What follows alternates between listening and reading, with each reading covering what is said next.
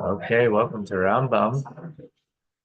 We're doing the laws of Kiddush of Chodesh, the laws of the new moon.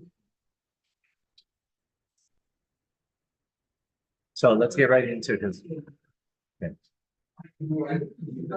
When a new moon was sanctified based on the testimony of witnesses regarding the sighting of the moon, the court will calculate the time of the conjunction of the sun and the moon in an exact manner, as astronomers do.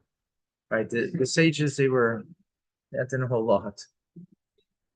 And they knew astronomy. This enabled them to know whether or not the moon would be sighted and where it would be sighted and so on, because they would, they would check out the witnesses. The first level of these calculations represent approximations of the time of the conjunction, and their accuracy is not great. This approximation of the time of the conjunction is calculated according to the mean rates of movements. The time of conjunction is calculated in a manner that is referred to as moiled.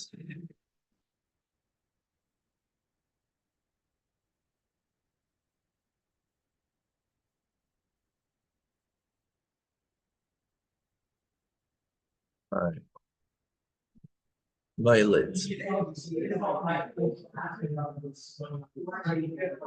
The essentials of the calculation that are used when the court sanctified the moon based on the testimony of witnesses of sighting the moon does not exist. The calculations we use today are referred to as Ibor.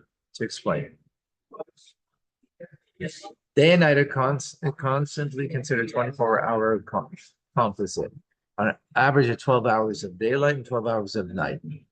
An hour can be divided into 1080 units. This number was chosen because it can be divided in half to fourths, eighths, thirds, sixths, ninths, and tenths. Each of these fractions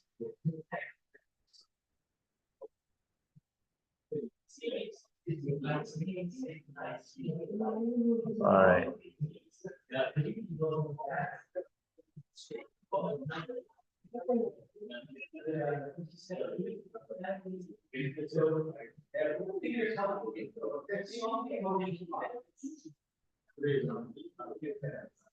Yeah, we're gonna learn just a moment because my battery is dying. Subtraction of these units.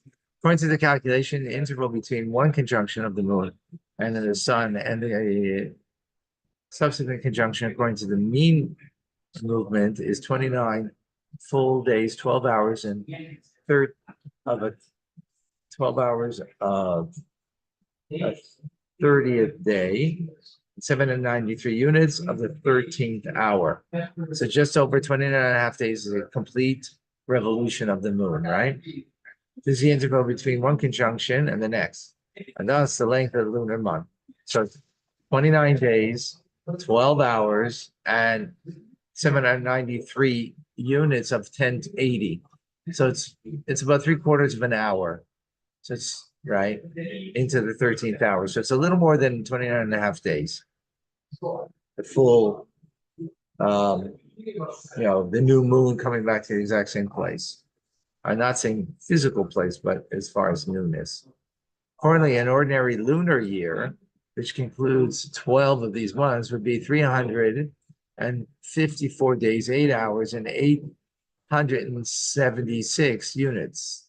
A leap year, which would include 13 of these months, would include 383, 21 hours, and 589 units. A solar year is 365 days and 6 hours. Thus, a solar year exceeds ordinary lunar year by 10 days, 21 hours, and 204 units. I hope you got that. Right, so it's just under 11 days short, a lunar 12 months to a solar year. And of course, we have to bring them together, and that's part of what we're going to learn over here. But you know what? I just wanted to I didn't want it that we didn't learn some Rambam, but it's going to die. So before it dies, I'm going to say goodbye. Thank you. All right, folks. Thank you. God bless you.